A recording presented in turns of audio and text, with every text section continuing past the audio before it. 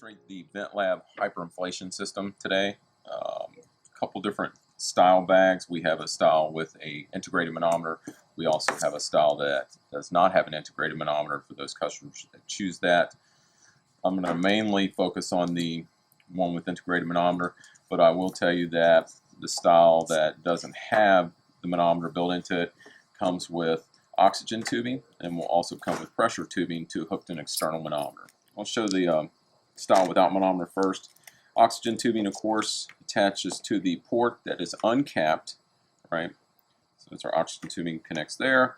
It has a fits-all connector on the end, so if your flow meter is missing a Christmas tree or small bore tubing connector, they're called, it will still fit onto the flow meter, just whether it has the connector or not. So very important feature. Then you have your pressure tubing, which you would hook to your external manometer. This tubing actually connects to the port here that was capped with that teal color cap. So your pressure tubing will connect there. So then this, of course, would run to your external manometer. And once again, you'd have your oxygen tubing connected. And then our adjustment valve is positioned right there between the two ports. Okay, so I'll show that style bag first, but I'm going to actually mainly do the demonstration with the bag that has the manometer built in. Right. So this is a half-liter bag. Our bags come, you can get them a half-liter bag, 1 liter, 2 liter, or 3-liter bag, and have the same valves built into. This is our hyperinflation system with integrated manometer. Right. This manometer, it's color-coded green, yellow, and red, to indicate safe working pressures. And of course, yellow and red indicating when you're getting to the higher pressures. Our bag you can also get with a extra safety feature, the 40 centimeter pop off. All right, or you can do a 25 centimeter pop off. The one that I have on this bag today is 40 centimeter, which is the most common.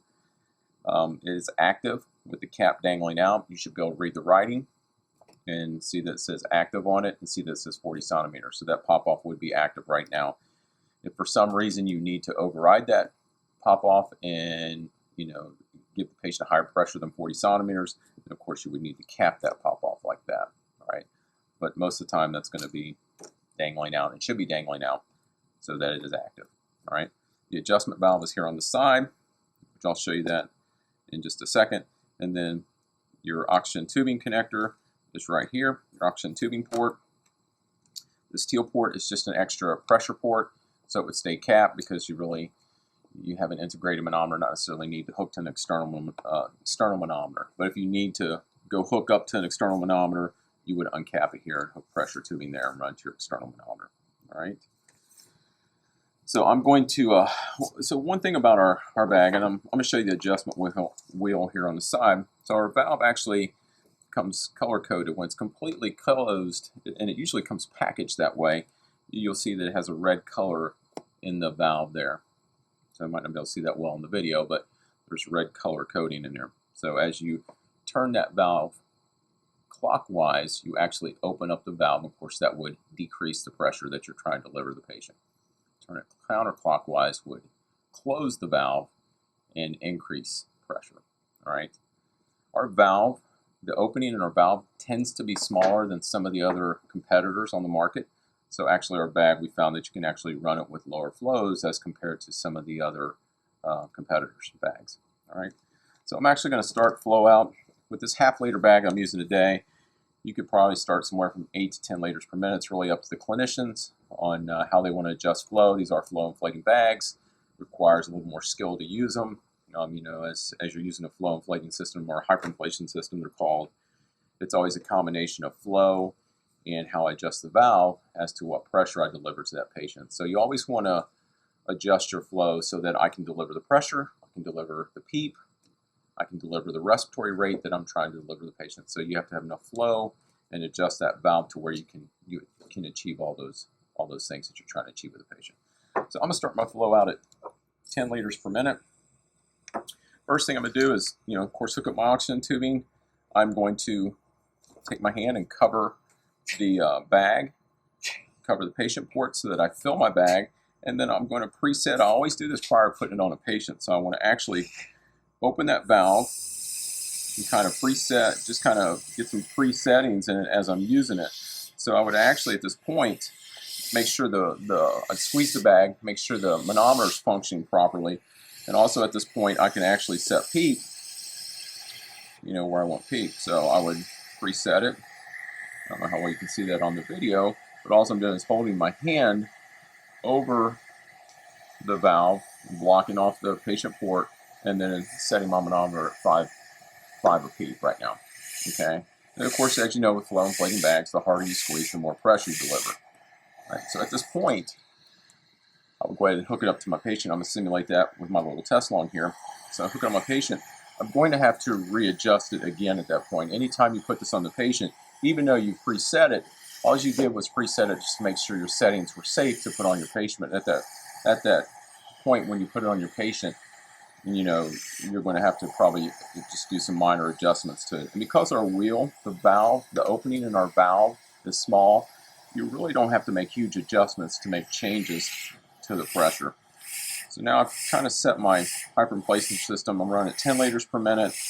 I'm delivering a pressure of 20 centimeters and basically have a PEEP of 5 set. All right.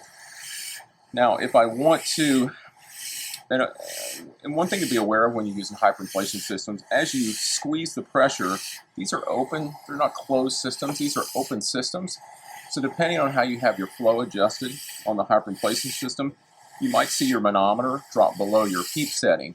And that's okay as long as your PEEP, your manometer, the needle on your manometer comes back up to the PEEP level that you have set prior to giving your next breath. That's really all you're wanting to achieve is peak end expiratory pressure, which is what PEEP is.